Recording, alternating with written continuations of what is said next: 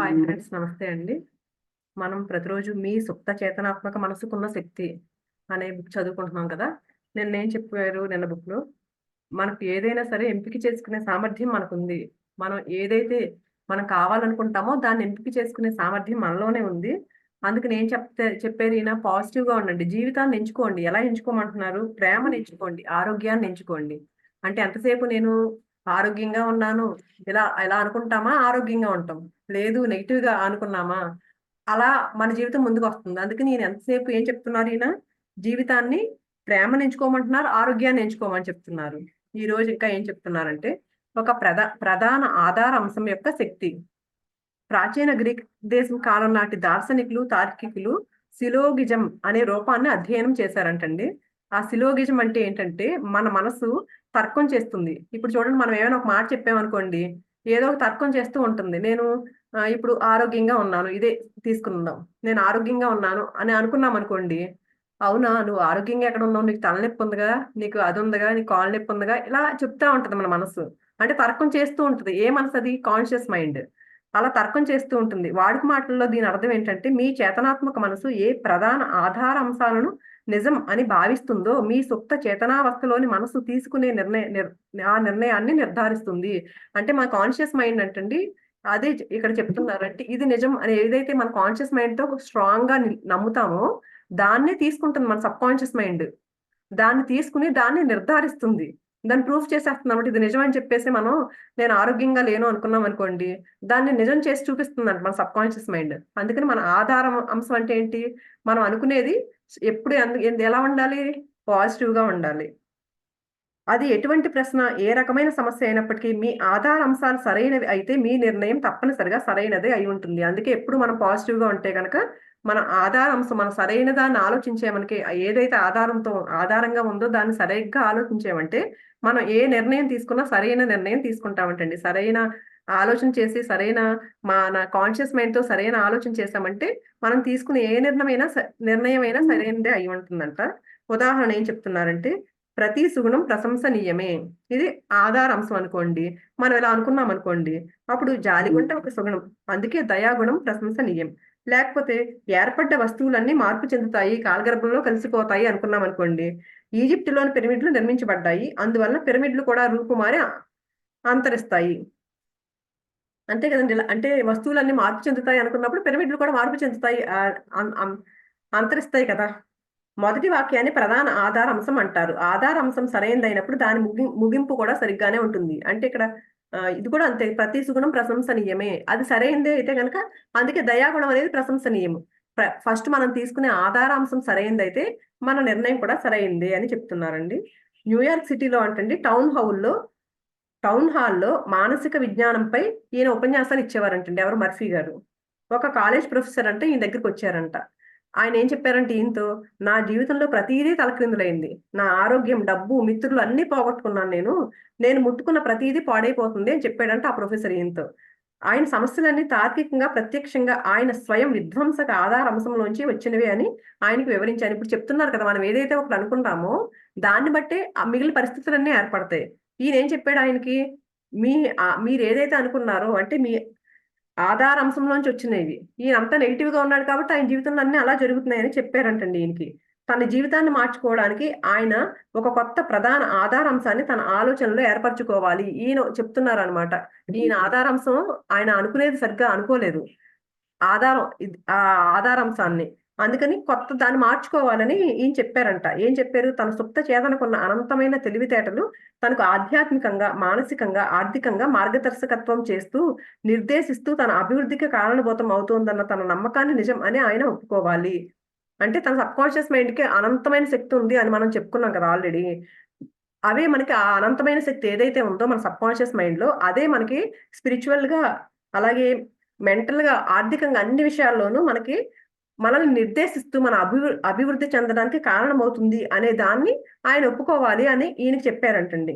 ఒకసారి ఆయన అలా చేసిన తర్వాత ఆయన సబ్‌కాన్షియస్ మైండ్ ఇంకా స్వతసిద్ధంగా, అంటే అప్పటి వరకు ఏంటి ఈయన చెప్పాడు. కానీ ఆయనకి ఆయనే అనుకునేలాగా ఆయన తన నిర్ణయాలు ఎప్పుడైతే స్ట్రాంగ్‌గా ఎప్పుడైతే అనుకున్నాడో, అప్పటికప్పుడు ఏంటి ఆయన నిర్ణయాలు ఆయనే తీసుకునేటట్లుగా, తెలివిగా చేసేటట్లుగా చేస్తుందంటండి ఆ సబ్‌కాన్షియస్ మైండ్. ఆయన శరీరానికి ఉపశమనం కలిగిస్తుంది. ఆయన మనసుకు శాంతిని చేకూరుస్తుంది. ఎప్పుడు సబ్‌కాన్షియస్ మైండ్ ఇలాంటివన్నీ అవి మార్చుకున్నప్పుడు ఆధార అంశాలనే పాజిటివ్‌గా చేసుకున్నప్పుడు. ఈ ప్రొఫెసర్ తన జీవితం ఎలా ఉండాలని కోరుకుంటున్నాడో దానికి ఒక చిత్రాన్ని తయారు చేశాడంటండి. నా జీవితం ఎలా ఉండాలి అనే దానికి ఆయన ప్రధాన ఆధార అంశం. దాన్ని తయారు చేసుకోమని చెప్పాడు. నన్ను కూడా చూడండి కొన్ని అఫర్మేషన్స్ లాగా నన్ను కూడా ప్రార్థన చేసుకోమని 2 ఇచ్చారు మనకి. అలాగే ఇది కూడా ఒకటి ఇచ్చారనమాట. ఆయన రోజు ఏమనుకోమని చెప్పారు, ఒక ఆధార అంశం అంటున్నారు దీన్ని. ఏమని చెప్పారంటే, అనంతమైన మేధస్సు నన్ను నడిపిస్తోంది. అన్నిట్లోనూ నాకు మార్గదర్శకత్వం వహిస్తోంది.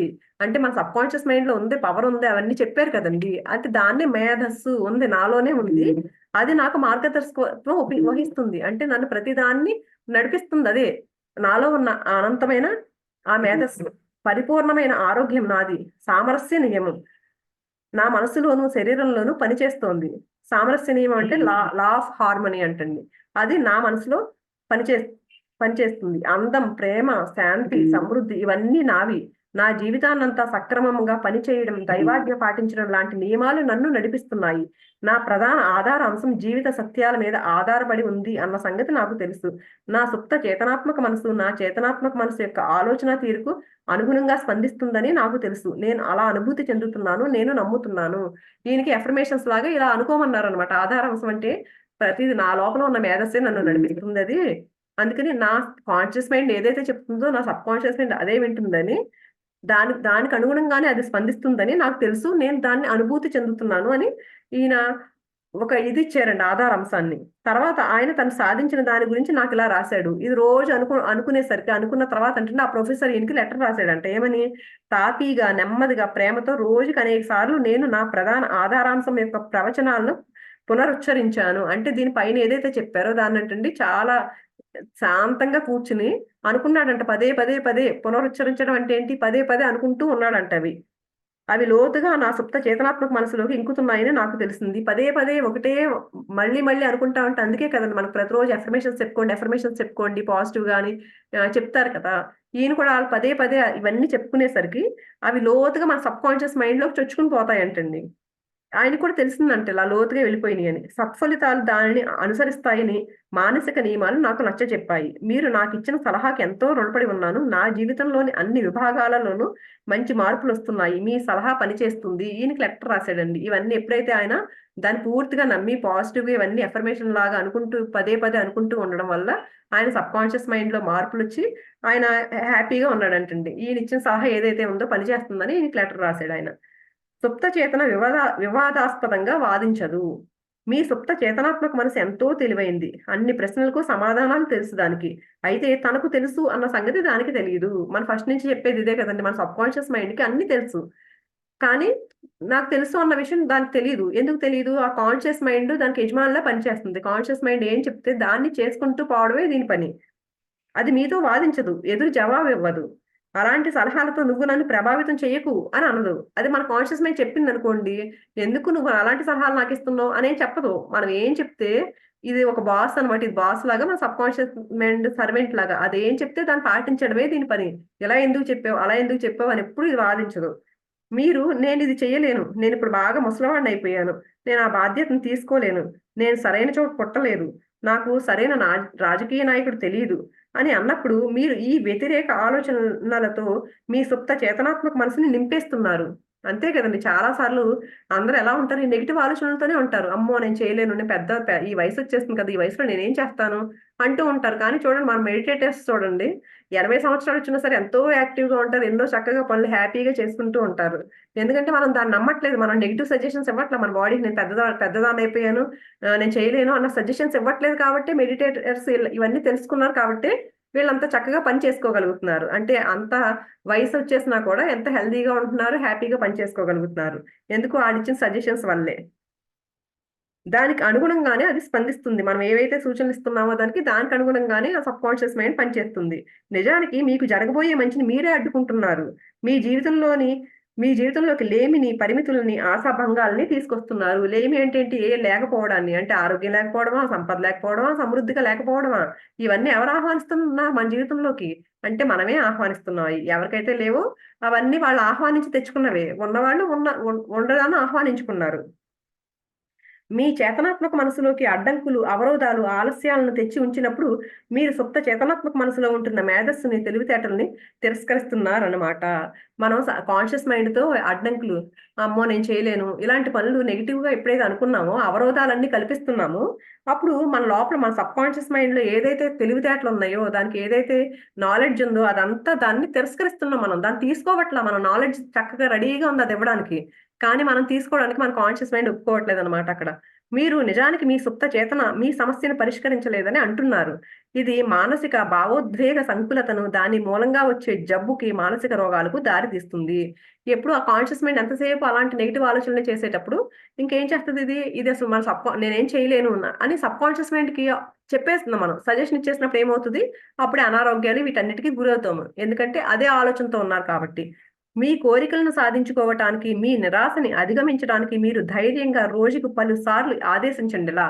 ఒక చెప్తున్నారండి. మనకు కూడా అఫర్మేషన్ చెప్తున్నారు. ఏంటి మీరు అనుకున్నది సాధించడానికి ఇలా ప్రతిరోజు చెప్పుకోమంటున్నారు మనల్ని కూడా. ఏంటది? నాలో ఈ కోరికను కలిగించిన అనంతమైన మేధస్సు, నా కోరికను సాకారం చేసే పరిపూర్ణమైన ప్రణాళిక వైపు తీసుకెళ్తుంది. దారి చూపుతుంది. దాన్ని వెల్లడి చేస్తుంది. నా సుప్త చేతనలోని లోతైన మేధస్సు ప్రతి క్రియను చేపట్టిందని నాకు తెలుసు. నేను భావించినట్టే నా మనసులో కోరుకున్నట్లే అది బాహ్యంగా వ్యక్తీకరించబడుతుంది. సమతౌల్యం, సమదృష్టి అంతటా ఉంది. అంటే ఇదంతా ఏంటి? నేను పాజిటివ్‌గా ఉన్నాను. నా లోపల నా సబ్‌కాన్షియస్ మైండే నన్ను ముందుకు తీసుకెళ్తుంది. దానిలో అంతులేని మేధస్సుంది. నేనేదైతే కోరుకున్నానో అది నా ముందుకు తీసుకొస్తుంది. అని ఇలాగ పాజిటివ్‌గా అనుకోమంటున్నారండి. పదే పదే మనం ఏది కోరుకున్నామో అదే మన ముందుకు తీసుకొస్తా సబ్‌కాన్షియస్ మైండ్. దేన్నైతే బలంగా నమ్ముతామో మన మనసులో దాన్నే మన ముందుకు తీసుకొస్తూ ఉంది. అలా కాకుండా మీరు మరోలా వేరే దారి లేదు. నేను ఓడిపోయాను. ఈ సంఘటనలోంచి బయటపడే మార్గం లేదు. నన్ను కట్టిపడేశారు. అడ్డుకుంటున్నారు. అంటే ఇలాంటి సజెషన్స్ ఇచ్చుకుంటే అంటే మీ సుప్త చేతన నుంచి మీకు సమాధానం రాదు. అలా నెగెటివ్‌గా ఆలోచించామనుకోండి, లోపల నుంచి మనకేమి సమాధానం రాదంట. స్పందన ఉండదు. సుప్త చేతన మీకోసం పని చేయాలంటే మీరు దానికి సరైన కోరికను అందచేయాలి. మన కోసం మన సబ్‌కాన్షియస్ మైండ్ పని చేయాలంటే ఏం చేయాలి? మనం దానికి సరిగ్గా గైడెన్స్ ఇవ్వాలి మనం. సహకారాన్ని అర్థించాలి. చెయ్యి నాకు హెల్ప్ చేయి, నాకు హెల్ప్ చేయి. ఇప్పుడు ఆరోగ్యం బాలేదనుకోండి, ఏం చెప్పాలి? ఏ ప్లీజ్ కొంచెం కొంచెం హెల్ప్ చేయవే నాకు. మనమే అడగాలి. ఎవరిని అడుగుతాం? మన సబ్‌కాన్షియస్ మైండ్‌ని అడుగుతామనమాట. అలా అర్థించాలంట దాన్ని. అది ఎప్పుడు మీకోసమే పనిచేస్తూ ఉంటుంది. మన కోసమే పనిచేయడానికి రెడీగా ఉంటుంది ఎప్పుడూ అది. అందుకని దాన్ని అర్థించాలి. ఈ క్షణంలో కూడా అది మీ గుండె చప్పుడుని, మీరు ఊపిరి పీల్చుకోవటాన్ని నియంత్రిస్తోంది. అంతే కదండీ! మన లోపల ఎప్పుడు చక్కగా లోపల అన్నీ బాగా బాడీ పార్ట్స్ అన్నీ బాగా పనిచేస్తున్నాయంటే ఏంటి ఎలా పనిచేస్తున్నాయంటే, అదెప్పుడు నియంత్రిస్తుందంటండి. అది కంట్రోల్‌లో పెడుతూ ఎలా ఉండాలి, ఎంతసేపు గుండె ఎంతసేపు కొట్టుకోవాలి, ఎలా కొట్టుకోవాలి అన్నిటిని కంట్రోల్ చేస్తూ మనల్ని కాపాడుతూ ఉందది. మీరు మీ వేలిని కోసుకుంటే దాన్ని నయం చేసే జటిల ప్రక్రియకు శ్రీకారం చుడుతుంది. మనం కోసుకుంటే వేలుని కోసుకుంటే నిజమేనండి అది. అది మాత్రం నేను బాగా నమ్ముతాను. ఇప్పుడు మన బాడీలోనే నయం చేసుకునే శక్తి దేనికైనా ఉందండి. మనకి ఏ అనారోగ్యం వచ్చినా దాన్ని నయం చేసుకునే శక్తి లోపల ఆటోమేటిక్‌గా తయారైపోద్ది. కానీ మనం అది తయారయ్యేలోపే ఒక టాబ్లెట్ ఏసేస్తామండి మన బాడీలోకి. ఏసేసామంటే దీనికి పడుకోబెట్టేస్తున్నాం అన్నమాట. మన లోపల ఆ పని చేసే ప్రక్రియను ఆపేసి మనం, మన బాడీకి అదంతా శక్తి ఉంది. అంతులేని శక్తి ఉంది. దేన్నైనా నయం చేసే శక్తి ఉంది. కానీ మనం ఆ శక్తిని పని చేయనివ్వకుండా చక్కగా దాన్ని పడుకోబెట్టి, టాబ్లెట్ ఎసేసి అది పని చేసుకుంటుంది. నువ్వు అవసరం లేదు నీకు అని మనం చెప్పినట్టు అవుతున్నాం. అందుకని ఎప్పుడైతే మనం నమ్మి నేను నా బాడీయే సెట్ చేసుకుంటుంది అని ఎప్పుడైతే అనుకుంటామో అండి, ఆటోమేటిక్‌గా లోపలున్నవన్నీ మన లోపల అది ఎలా కావాలో ఇప్పుడు చూడండి వేలు కోసుకుంటే దాన్ని నయం చేసే ప్రక్రియ కూడా ఉందంటండి అక్కడ చెప్తున్నారు ఇందులో. దాని యొక్క ప్రాథమిక ప్రవృత్తి జీవితం వైపే. మిమ్మల్ని జాగ్రత్తగా చూసుకుంటూ మిమ్మల్ని రక్షించుకోవడానికి అది ఎప్పుడూ ప్రయత్నిస్తూ ఉంటుంది. బాగా గుర్తుపెట్టుకుందాం ఫ్రెండ్స్ మనం. మనల్ని జాగ్రత్తగా చూసుకుంటూ మనల్ని రక్షించుకోవడానికి ఎప్పుడూ ప్రయత్నిస్తూ ఉంటుంది. అందుకు మనం ఎవరినో వేడుకోక్కర్లేదు. ఎలా ఉంది? ఏంటి? అని. మనల్ని మనం నమ్ముకుంటే ఎప్పుడు మన కోసం ఎవరు ఉండక్కర్లేదు. మనం ధైర్యంగా నేను స్ట్రాంగ్‌గా ఉన్నాను. ఎప్పుడైతే అనుకుంటామో, పాజిటివ్‌గా ఉంటామో, నా బాడీలో అంతులేని శక్తి ఉంది అని ఎప్పుడైతే అనుకుంటామో, అన్నీ మన లోపల నుంచే వస్తాయండి అన్ని. మీ సుప్త చేతనకు తనకంటూ ఒక మనసుంది. అది మీ ఆలోచన విన్యాసాన్ని, భావ చిత్రాల ప్రతిరూపాలని స్వీకరిస్తుంది. ఏదైనా ఒక సమస్యకు మీరు సమాధానం వెతికేటప్పుడు, మీ సుప్త చేతన ప్రత్యుత్తరం ఇస్తుంది. మనం ఏదైనా ఒక దేనికైనా సొల్యూషన్ కావాలనుకోండి, ప్రతి దానికి సొల్యూషన్ మన లోపలే ఉందంట. కానీ మనం దానికోసం వెతకాలి. వెతకకుండా బయట ఎక్కడో వెతుక్కుంటా ఉంటాం మనం. మన లోపలే ఉంది ఆ సొల్యూషన్. కళ్ళు మూసుకొని కూర్చోండి చక్కగా మనకు ఆ సొల్యూషన్ కనిపిస్తూ ఉంటది. కానీ మీ చేతనాత్మక మనసులో మీరు ఒక నిర్ణయానికి రావాలని, సరైన తీర్పునివ్వాలని ఆశిస్తుంది. మీ సుప్త చేతనాత్మకమైన మనసులోనే సమాధానం ఉన్నట్లు మీరు ఒప్పుకోవాలి. మనం ఒప్పుకోవాలి అది. మన లోపలే ఉంది దానికి సమాధానం. ఎవరిని అడగక్కర్లేదు. మన లోపల నుంచి వచ్చే సమాధానం కరెక్ట్ సమాధానం అవుతదండి. అందుకని వేరే మార్గం ఉన్నట్లు నాకు తోచదు. నాకంతా గందరగోళంగా ఉంది. సమాధానం నాకెందుకు దొరకట్లేదు అని మీరంటే మీరు మీ ప్రార్థన నిరర్ధకం చేస్తున్నారన్నమాట. అలా కాకుండా నా మనసే నాకు చెప్తుంది అనుకోకుండా ఎంతసేపు ఎలా ఉంటది? నాకేంటో వేరే ఏం తోచట్లేదు. నాకు గందరగోళంగా ఉంది. ఇలా అనుకుంటున్నాం అనుకోండి, దాన్నసలు ఒప్పుకోవట్లేదనమాట. మన సబ్‌కాన్షియస్ మైండ్ దానికి పవర్ ఉందన్న విషయాన్ని మనం ఒప్పుకోవట్లేదు. ఆ ప్రార్థన చేయడం అంటే ఏంటి? దాన్ని నమ్మడం. కానీ నమ్మట్లేదు కదా అక్కడ. మన ప్రార్థనని నిరర్ధకం చేసేస్తున్నాం మనం. అంటే పనికిరాని దానిగా చేసేస్తున్నాం మనం. తన సమయాన్ని వెళ్లదీస్తున్న ఒక సైనికుడిలా మీరు మీ శక్తిని వాడేస్తున్నారు. కానీ మీరు ముందుకు కదలట్లేదు. మనం ముందుకు మనం నమ్మనప్పుడు మన ప్రార్థన నిరర్థకం అయిపోయిందండి. అయిపోయి సమయాన్ని వెల్లదీస్తున్న ఒక సైనికుడిలాగా అంటే మన శక్తిని వాడేస్తున్నాం కానీ ముందుకు కదలట్లేదసలు. మీ మనసుకున్న చక్రాలను ఆపండి. కాసేపు విశ్రమించండి. సడలించండి. శాంతంగా, స్థిరంగా చెప్పండి. అంటే మనసు ఏదో ఆలోచిస్తూ ఉంటది కదండీ! ఇప్పుడు మనం మెడిటేషన్ చేసినప్పుడు ఎందుకు అవన్నీ ఆపడమే కదా! మన ఆలోచనలు ఆపడం, అన్నిటిని ఆపడమే కదా మెడిటేషన్‌లో కూర్చోవడం. ఏం చెప్తున్నారు ఈయన? విశ్రమించండి. కాసేపు ప్రశాంతంగా ఉండమంటున్నారు. ప్రశాంతంగా చక్కగా ఉండి నా సుప్త ఇలా చెప్పమంటున్నారు. ఏం చెప్పమంటున్నారు మళ్ళీ ఒక ఎఫర్మేషన్స్ ఇస్తున్నారు మళ్ళీ. నా సుప్త చేతనకు సమాధానం తెలుసు. అంటే మనకేమైనా ఆన్సర్ కావాలనుకోండి, అప్పుడు ప్రశాంతంగా కూర్చొని ఇలా చెప్పుకోమంటున్నారండి. నా సుప్త చేతనకు సమాధానం తెలుసు. ఇప్పుడు నాకది ప్రత్యుత్తరం ఇస్తోంది. అంటే నాకు జవాబిస్తుంది అని. నేను ధన్యవాదాలు చెప్తున్నాను. ఎందుకంటే నా సుప్త చేతనకున్న అనంతమైన తెలివితేటలకు అన్ని విషయాలు తెలుసు. నాకు ఈ సమయంలో పరిపూర్ణమైన సమాధానాన్నిస్తుంది. అంటే మనకేదైనా ఆన్సర్ కావాలనుకున్నప్పుడు దాన్ని ఇలా గట్టిగా నమ్మి అనుకోమంటున్నారండి. నాకు ఈ సమయంలో పరిపూర్ణమైన సమాధానాన్ని ఇస్తుంది. నా సుప్త చేతనాత్మక మనసు యొక్క మహత్యం, మహిమలను నా నిజమైన నమ్మకం విముక్తి కలిగిస్తోంది. అలా జరుగుతున్నందుకు నేను ఆనందిస్తున్నాను అని అనుకోమంటున్నారండి మనకేదైనా ఆన్సర్ కావాలనుకున్నప్పుడు. ఇంకా ఈ అధ్యాయంలో ప్రధాన అంశాల సమీక్ష. ఇవన్నీ మళ్ళీ ఒకసారి చెప్తున్నారండి. ఈ అధ్యాయం చివరికొచ్చిన తర్వాత. మంచిగా ఆ పాయింట్స్ చెప్తున్నారు. కొన్ని ఇంపార్టెంట్ పాయింట్స్ ఈ అధ్యాయంలోవి. మంచిగా ఆలోచిస్తే అంతా మంచే జరుగుతుంది. చెడుగా ఆలోచిస్తే చెడు జరుగుతుంది. రోజంతా మీరు ఎలా ఆలోచిస్తే అలా అవుతారు మీరు. తర్వాత మీ సుప్త చేతనాత్మక మనసు మీతో వాదించదు. మీ చేతనాత్మక మనసు ఆదేశాలను అది పాటిస్తుంది. మీరు ఈ ఖర్చు నేను భరించలేననంటే మీ సుప్త చేతన అది నిజమయ్యేలా చూస్తుంది. ఒక మెరుగైన ఆలోచనను ఎంచుకోండి. ఇలా ప్రకటించండి. నేను దీన్ని కొంటాను. నేను నా మనసులో దీన్ని కోరుకుంటున్నాను. అంతకుముందు ఒక ఎగ్జాంపుల్ కూడా చెప్పారు కదండీ! అంటే ఆ అమ్మాయికి ఇది కావాలి అనుకున్నప్పుడు అది వచ్చింది ఆ అమ్మాయి దగ్గరికి. అంటే ఏదైనా సరే మనం పాజిటివ్‌గా అనుకుంటే పాజిటివ్‌గా మనం ఏమనుకుంటే అదే జరుగుతుంది అని. మీలో ఎంపిక చేసే శక్తి ఉంది. మంచి ఆరోగ్యాన్ని, ఆనందాన్ని ఎంపిక చేసుకోండి. స్నేహపూర్వకంగా ఉండాలని కోరుకోవచ్చు. లేదా మీకు స్నేహం చేయడం ఇష్టం లేనట్టు కూడా ఉండొచ్చు. సహకారం అందించాలని, ఆనందంగా, స్నేహంగా ఉండాలని, ప్రేమించాలని కోరుకోండి. ప్రపంచం అంతా స్పందిస్తుంది. అద్భుతమైన వ్యక్తిత్వాన్ని అభివృద్ధి పరుచుకోవడానికి ఇదొక ఉత్తమమైన మార్గం. అందరితో ఆనందంగా, స్నేహంగా ఎప్పుడైతే ఉంటామో అద్భుతమైన వ్యక్తిత్వాన్ని అభివృద్ధి పరచుకోవడానికి ఒక ఉత్తమ మార్గం అంటండి. అందరిని ప్రేమించడం అది మనకి నేర్చుకునేదే కదండీ! ఇప్పుడు అందరితో సహకారం ఇవ్వడం, అందరికి ప్రేమగా, స్నేహంగా, ఆనందంగా ఉండడం. మీ చేతనాత్మక మనసు గేటు దగ్గర ఉన్న వాచ్‌మెన్ లాంటిది. దాని ముఖ్య ఉద్దేశం మీ సుప్త చేతనాత్మక మనసుని అసత్యపు ప్రభావాల బారిన పడకుండా రక్షించడం. ఏదో మంచి జరుగుతుందని, ఈ క్షణంలో జరుగుతోందన్న నమ్మకాన్ని ఎంపిక చేయండి. మీకున్న అతి గొప్ప శక్తి ఎంపిక చేసుకునే మీ సామర్థ్యం, సంతోషాన్ని, సమృద్ధిని ఎంపిక చేసుకోండి. ఎప్పుడు ఇదే చెప్తున్నారు. మనం ఎంతసేపు సంతోషాన్ని, సమృద్ధిని ఎంపిక చేసుకోమంటున్నారు. అంటే నేను ఇలా ఉన్నాను అన్న క్వెషన్ చేసుకోకుండా సమృద్ధిగా ఉన్నాను అనేదే ఎప్పుడు అనుకోవాలి. ఇతరుల సూచనలు, వ్యాఖ్యలకు మిమ్మల్ని బాధించే శక్తి లేదు. ఉన్న ఒకే ఒక శక్తి మీ ఆలోచనా స్రవంతికే ఉంది. ఇతరుల సూచనలను, వ్యాఖ్యలను మీరు తోసిపుచ్చి మంచినే కోరుకోవచ్చు. ఎలా ప్రతిస్పందించాలో మీరే ఎంపిక చేసుకోవచ్చు. కొన్ని సార్లు చూడండి పక్కన వాళ్ళు మనల్ని ఏదో విమర్శించారనుకోండి, దాన్ని మనం తీసుకున్నామనుకోండి, మన మనసుతో ఎప్పుడైతే తీసుకుంటామో అప్పుడు మనకి అది ఎఫెక్ట్ అవుతది. ఎందుకు మనం తీసుకోవాలసలు? ఆ శక్తి మనలో ఉన్న ఒకే ఒక శక్తి ఏంటి? మనం ఏమి మంచి కోరుకోవచ్చు. మనకున్న శక్తితో మనం ఆ ఎదుటి వాళ్ళ గురించి ఆలోచించకుండా మనం మంచినే కోరుకోవచ్చు. అందుకని ఎలా ప్రతిస్పందించాలో, ఎదుటి వాళ్ళు ఏవైనా మనల్ని బాధ పెట్టినప్పుడు ఎలా ప్రతిస్పందించాలో దాన్ని కూడా మనమే ఎంపిక చేసుకోవచ్చు. తీసుకుంటామా? వదిలేస్తామా? ఆళ్ళకి తెలియకన్నాడు అంటే అనుకున్నాడు. మనం నేర్చుకునేది అదే క్షమ. అక్కడ క్షమ ఇచ్చేస్తాం అంతే. ఎవరైనా మనల్ని తిట్టారనుకోండి, ఆ పోన్లే ఆడు తెలియకన్నాడు. క్షమించేద్దాం అనుకున్నామనుకోండి, మనకేమి బాధ ఉంటదప్పుడు? అదే అందుకని ఎంపిక చేసుకోవడం ఏదైనా మన ఇష్టం. అలా కాకుండా అమ్మో నన్ను తిట్టాడా, వీడెందుకు తిట్టాడు, నన్ను ఎందుకు తిట్టాలి అనుకున్నాం అనుకోండి, ఎవరికి నష్టం అది?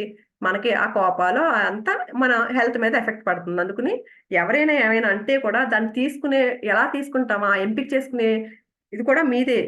ఆ ఎంపిక కూడా మీదే అని చెప్తున్నారు. మీరనే మాటలపై జాగ్రత్త వహించండి. మీ నోటి వెంట వచ్చే ప్రతి నిరుపయోగమైన పదానికి మీరు జవాబుదారీతనం వహించాలి. ఎన్నడూ ఇలా అనకండి, నేను ఓడిపోతాను, నా ఉద్యోగం ఊడిపోతుంది, నేను అద్దె చెల్లించలేను.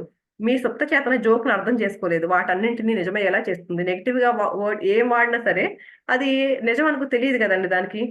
అది ఏదో మన జోక్‌గా అంటున్నాం, సరదాగా అనుకున్నా అది కూడా అర్థం చేసుకోదు. అది జోక్ అని తెలీదు దానికి. మన నోటి వెంట ఏ మాటొస్తే దాన్ని నిజం చేసేస్తది అంతే. అందుకని ఎప్పుడు మనం పొరపాటున కూడా పాజిటివ్‌గానే ఉండాలి. నెగెటివ్‌గా అసలు మాట్లాడొద్దు. చాలా జాగ్రత్తగా ఎరుకుతో మాటలు మాట్లాడాలి. ఒక్క నెగెటివ్ పదం కూడా మన నోట్లోంచి రాకూడదు. మీది చెడ్డ మనసు కాదు. ప్రకృతిలోని ఏ శక్తి చెడ్డది కాదు. మీరు ప్రకృతిలోని శక్తులను ఎలా ఉపయోగిస్తున్నారు అన్న దానిపైన అది ఆధారపడి ఉంటుంది. మీ మనసుని అందరికీ ఆశీస్సులు అందించడానికి, ఉపశమనం కలిగించడానికి, అన్ని చోట్ల ఉన్న జనానికి ప్రేరణ కలిగించడానికి ఉపయోగించండి. చూడండి మన మనసుని ఎప్పుడు ఏంటి ప్రతి ఒక్కరికి ఆహ్, ఆశీస్సులు అందించమంటున్నాం. మన చుట్టుపక్కల ఎవరున్నారంటే ఆళ్ళందరికి ఆశీస్సులు అందిస్తూ మనం ప్రేరణలా ఉండాలి. మనం ఎలా ఉండాలండి? ఒక మెడిటేటర్‌ని చూసారనుకోండి, చుట్టుపక్కల ఉన్న వాళ్ళందరూ ఈ అమ్మాయిలా ఉండాలి మనం. అది ఈ ఈ ఇలా ఉండాలి మనం కూడా అనేలాగా మనం ఉండాలండి. ఆళ్ళందరికీ ఇన్‌స్పిరేషన్ అవ్వాలి మనం మన లైఫు. అలా ఉండాలి మనం అని చెప్తున్నారండి. ఎన్నడూ నా వల్ల కాదు అని అనకండి. భయాన్ని అధిగమించడానికి ఇంకా ఇలా అనుకోండి, సుప్త చేతనావస్థలో ఉన్న నా మనసుకున్న శక్తి ద్వారా నేను అన్ని పనులు చేయగలను. నా లోపలే పవరుంది. నా సబ్‌కాన్షియస్ మైండ్‌లో. దాని ద్వారా నేను ఏ పనైనా చేయగలను అని చెప్పుకోమని చెప్తున్నారు భయాన్ని అధిగమించడానికి. భయం, అజ్ఞానం, అంధవిశ్వాసానికి బదులు శాశ్వత సత్యాలు, జీవన సిద్ధాంతాల దృష్టికోణం నుంచి ఆలోచించడం ప్రారంభించండి. మీ గురించి ఆలోచనలను ఇతరులు చేయకుండా చూడండి. మీ ఆలోచనలను మీరే స్వయంగా ఎంచుకోండి. మీ నిర్ణయాలను మీరే ఎన్నుకోండి. కొంతమంది చూడండి ఎవరో చెప్పిందనుకోండి మనం నమ్మేస్తారు. "ఏంటి నువ్విలా ఉన్నావేంటి? అయ్యో! నీకు బాలేదా? బాలేదా?" అన్నారనుకోండి. అది మనం తీసేసుకున్నామనుకోండి, అలాంటివి చెయ్యొద్దు. ఎవరో ఏదో చెప్పారని దాన్ని తీసుకోవద్దు. మీ నిర్ణయాలు మీరే ఎన్నుకోండి. మీరెలా ఉన్నారని మీకు తెలుసు కదా! అంటే ఆ విషయమే కాదు, ఆరోగ్యం కాదు, ఏ విషయంలో అయినా సరే పక్కన వాళ్ళు చెప్పే దాని మీద కాదు. మీ నిర్ణయాలు మీరు తీసుకోండి అని చెప్తున్నారండి. మీరు మీ ఆత్మ అంటే మన సబ్‌కాన్షియస్ మైండ్‌కు కెప్టెన్. మీ విధికి మీరే యజమాని. గుర్తుంచుకోండి, ఎన్నుకునే సామర్థ్యం మీలోనే ఉంది. జీవితాన్ని ఎంచుకోండి, ప్రేమను ఎంచుకోండి, ఆరోగ్యాన్ని ఎంచుకోండి, ఆనందాన్ని ఎంచుకోండి. పదే పదే మళ్ళీ ఇదే చెప్తున్నారు. ఆరోగ్యాన్ని, ఆనందాన్ని, సమృద్ధిని ఎంచుకోమని చెప్తున్నారు. మీ చేతనాత్మక మనసు దేనినైతే నిజం అని నమ్ముతుందో దానినే మీ సుప్త చేతన స్వీకరించి నిజం చేస్తుంది.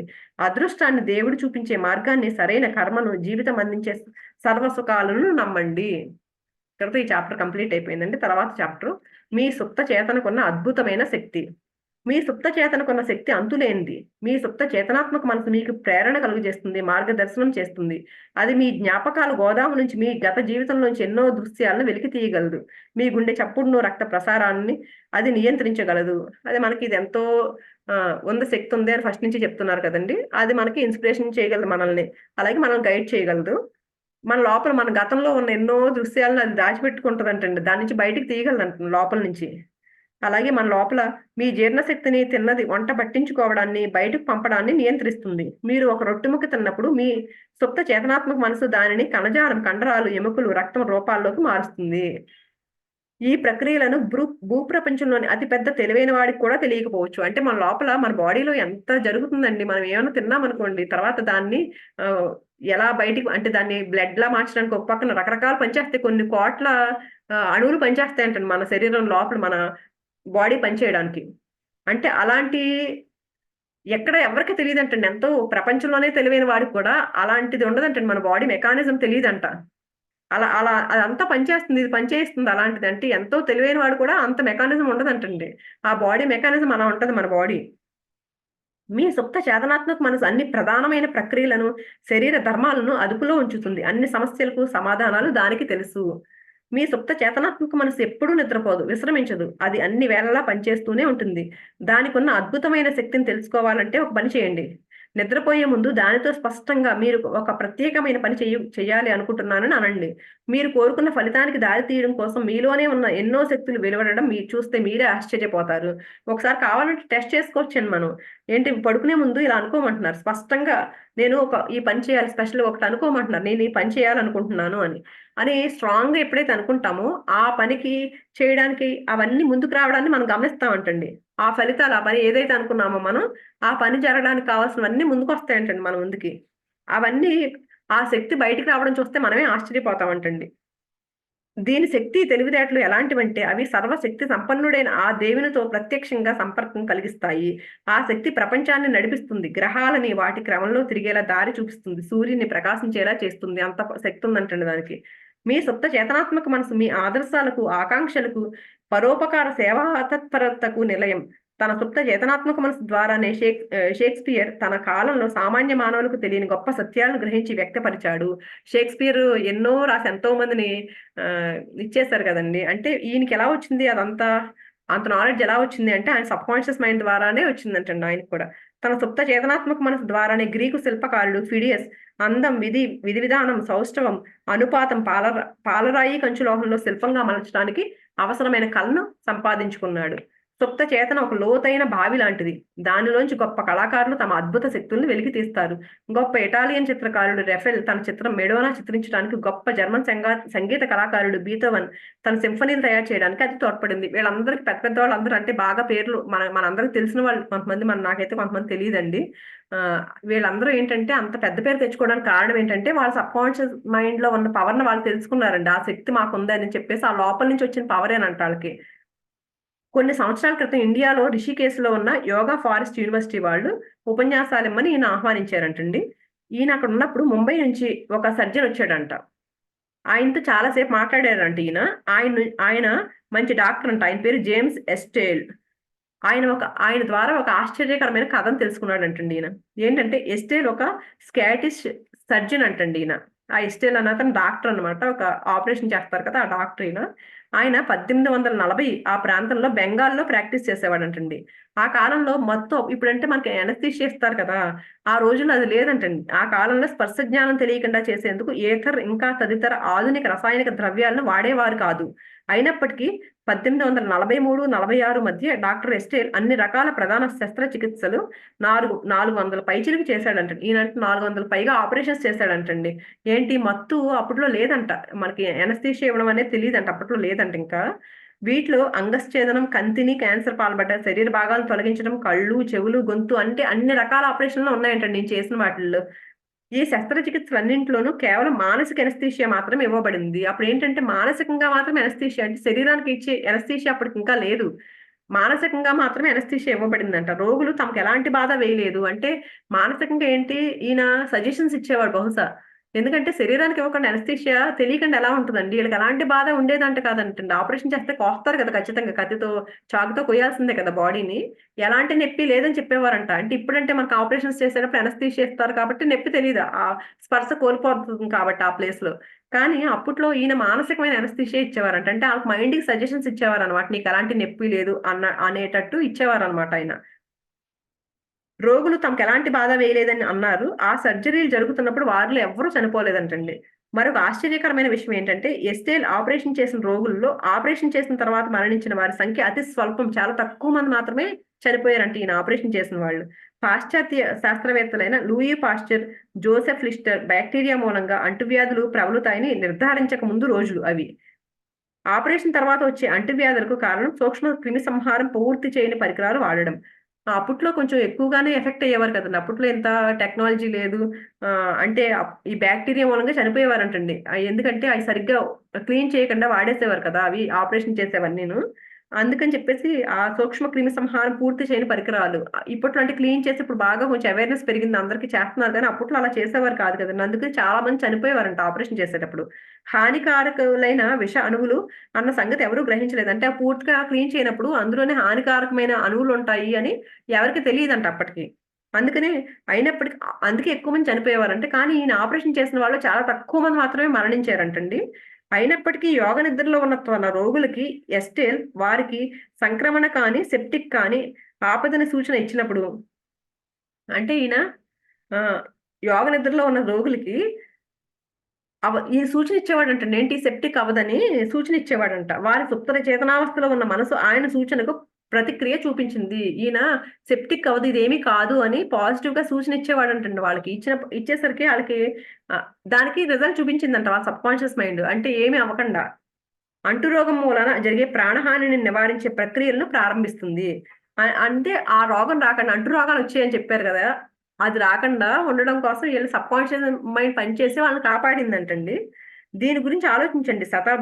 శతాబ్దంన్నర క్రితమే ఈ స్కాటిష్ సర్జన్ ప్రపంచంలో సగభాగం చుట్టి వచ్చాడు. సుప్త చేతనకున్న అద్భుత శక్తుల్ని ఎలా ఉపయోగించుకోవాలో తెలుసుకున్నాడు. అప్పట్లోనే ఆయన ప్రపంచమంతా చుట్టాడంట. అప్పుడే తెలుసుకున్నాడంట. మన లోపలే ఉందా పవరంతా అని. మనల్ని ఆశ్చర్యంలో ముంచెత్తడానికి అది చాలు.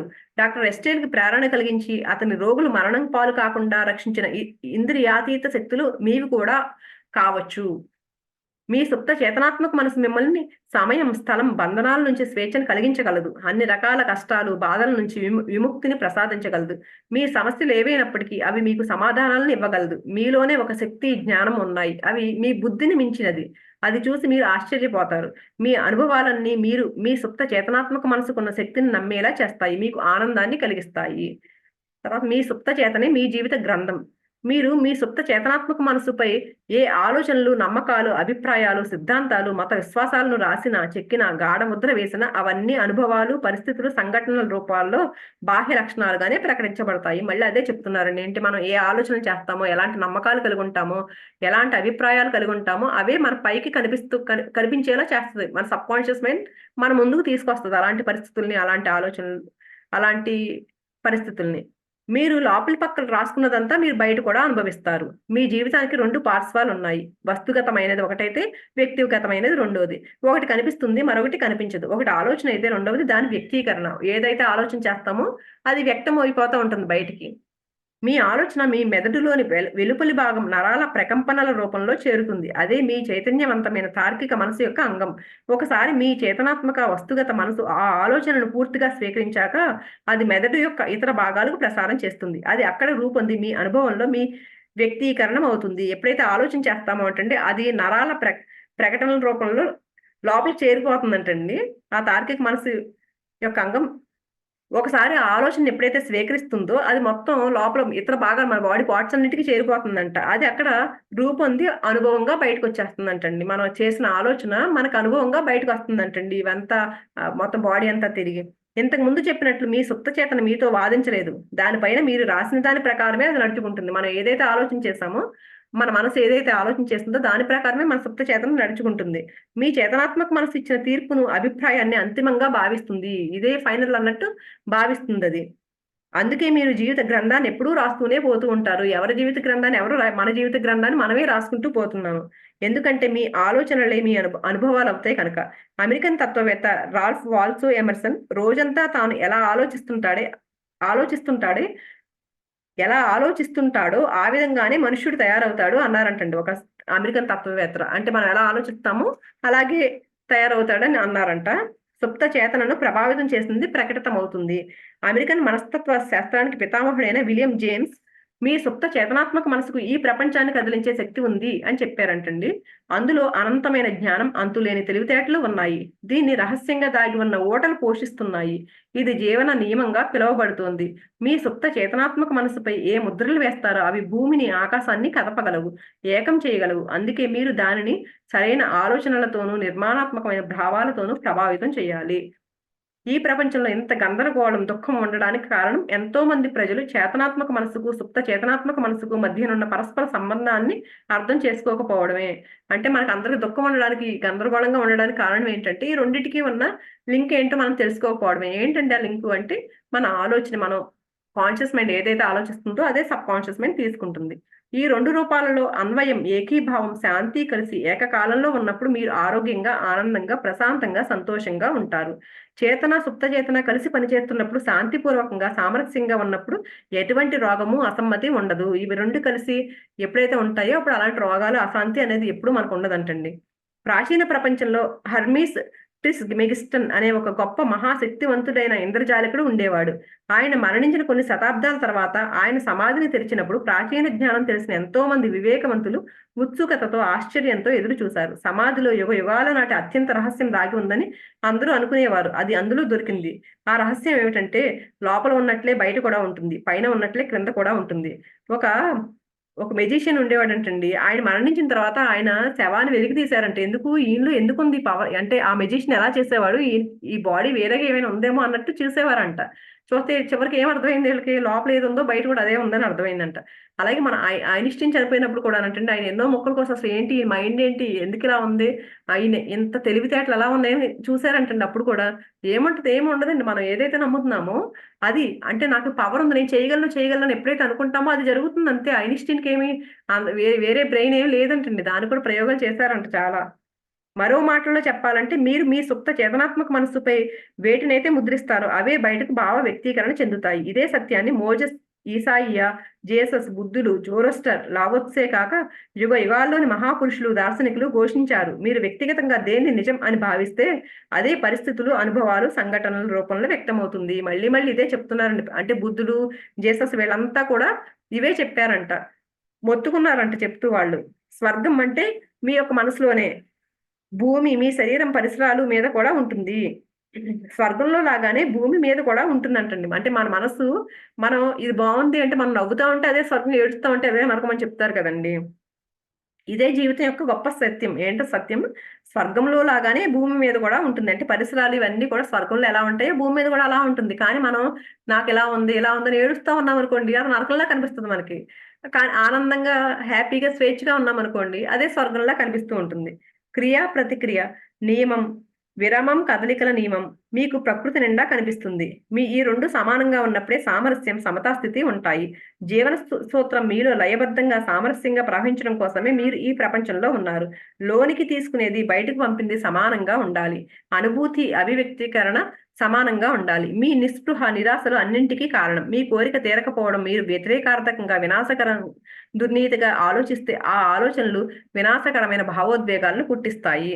ఆ భావాలు ప్రకటించబడాలి. వాటికి బయటపడే మార్గం ఉండాలి. ఈ భావోద్వేగాలకున్న స్వభావం వ్యతిరేకార్థం కనుక అవి తరచూ అల్సర్లు, గుండెపోటు, ఒత్తిడి, ఆందోళన రూపాల్లో బయటపడుతుంది. అదిగోండి మనం వినాశకరమైన ఆలోచనలు ఎప్పుడైతే చేస్తామో అలాంటి భావోద్వేగాలకు లోనవుతామండి. ఆ ఆలోచన లోపల మన ఆలోచన వినాశకరంగా ఉన్నప్పుడు, ఆ లోనైనప్పుడు ఏమవుతాయంటే అల్సర్లు, గుండెపోట్లు, ఈ టెన్షన్‌లు, ఆందోళనలు అప్పుడే వస్తాయి మనకి. మీ గురించి మీరేమనుకుంటున్నారు? ఏమని భావిస్తున్నారు? మీ అస్తిత్వంలోని ప్రతి భాగం ఆలోచనని వ్యక్తీకరిస్తుంది. మీ జీవశక్తి, శరీరం, ఆర్థిక పరిస్థితి, స్నేహితులు, సామాజిక ప్రతిష్ట అన్నీ మీ గురించి మీకున్న ఆలోచనని ప్రతిబింబిస్తాయి. మీ సుప్త చేతనాత్మక మనసు మీద ముద్రించబడిన దాని అసలైన అర్థం ఇదే. మీ జీవితంలోని అన్ని దశలలోనూ అది ప్రకటించబడుతుంది. అంటే మీ లోపల మీరేమనుకుంటున్నారో మీ చుట్టూ ఉన్న అంతా కూడా అలాగే ఉంటుంది. వ్యతిరేకమైన ఆలోచనలు చేయడం ద్వారా మనకు మనం గాయం చేసుకుంటాం. కోపంతో, భయంతో, అసూయతో, పగతో రగిలిపోయినప్పుడల్లా మీరు ఎన్ని సార్లు మిమ్మల్ని గాయపరుచుకుంటున్నారు? ఎవరి మీదో కోపం తెచ్చుకున్నామనుకోండి, ఎవరి మీదో భయం తెచ్చుకున్నామనుకోండి, ఎవరికి నష్టం అది? మన మీదే మనకే నష్టం అది. మనల్ని మనం గాయపరుచుకుంటున్నట్లు. పక్కనోడి మీద అసూయ పడినా, పక్కనోడి మీద కోపం తెచ్చుకున్నా, మనల్ని మనం గాయపరుచుకుంటున్నట్టు. వాళ్ళకేమి నష్టం ఉండదండి. ఇవన్నీ విషాలు. ఇవి మీ సుప్త చేతనలోకి ప్రవేశిస్తాయి. మీరు వ్యతిరేక స్వభావంతో పుట్టలేదు. సుప్త చేతనావస్థలో ఉన్న మీ మనసుకు జీవాన్నిచ్చే ఆలోచనలు అందచేయండి. అందుకని మనం ఎప్పుడు పుట్టినప్పుడు ఎలా ఉంటామంటే చాలా స్వచ్ఛంగా దేవుడిలాగే ఉంటాం మనం. కానీ తర్వాత తర్వాత ఇవన్నీ నేర్చుకుంటాం. పక్కనోళ్ళ మీద అన్ని పక్కనోళ్ళ ఆలోచనలు ఏంటి ప్రతీదీ చూసుకుంటూ, వాళ్ళతో పోల్చుకుంటూ రకరకాలుగా మనం అలాంటి వికారమైన ఆలోచనలతో ఉండిపోతాం. అందుకని ఆ లోపల సబ్‌కాన్షియస్ మైండ్‌ని అలాంటి ఆలోచనలతో నింపేస్తున్నాం. విషంతో నింపేస్తున్నామండి. అందుకని ఏం చేయమంటున్నారు? మీ మనసుకు జీవాన్నిచ్చే ఆలోచనలు చేయమంటున్నారండి. అందులో ఉంటున్న వ్యతిరేక ఆలోచనల నమూనాలను విడిచిపెట్టండి. అంటే ఎవరి మీదైనా కోపం ఉన్నా, పగ ఉన్నా, ద్వేషం ఉన్నా, ఇలాంటివన్నీ అసూయ ఉన్నా, ఇలాంటి వాటిలన్నీ విడిచిపెట్టేయాలి మన లోపల ఉన్న ఇలాంటి భావాలని. మీరు అలా చేస్తూ పోతున్నట్లయితే మీ గతమంతా తుడిచిపెట్టబడి బాధాకరమైన జ్ఞాపకాలు మిగలవు మరి. ఎప్పుడైతే మనం అలాంటి నెగెటివ్స్ ఎవరి మీదైనా కోపాలు ఇలాంటివన్నీ వదిలిపెట్టేసి పాజిటివ్‌గా ఎప్పుడైతే ఉంటామో అండి, అప్పుడు మన జీవితం బావుంటుంది. అందుకని ఈయనేం చెప్తున్నారు ఇవన్నిటిని ఆ గతంలో ఏమైనా ఉన్నాయో, మన లోపల అలాంటి వికారాలు, అలాంటి వాటినన్నిటిని విడిచిపెట్టమంటున్నారు. అప్పుడు బాధాకరమైన జ్ఞాపకాలు మనకి ఉండవు అని చెప్తున్నారు. మిగిలింది రేపు చెప్పుకుందామండి. Thank you so much.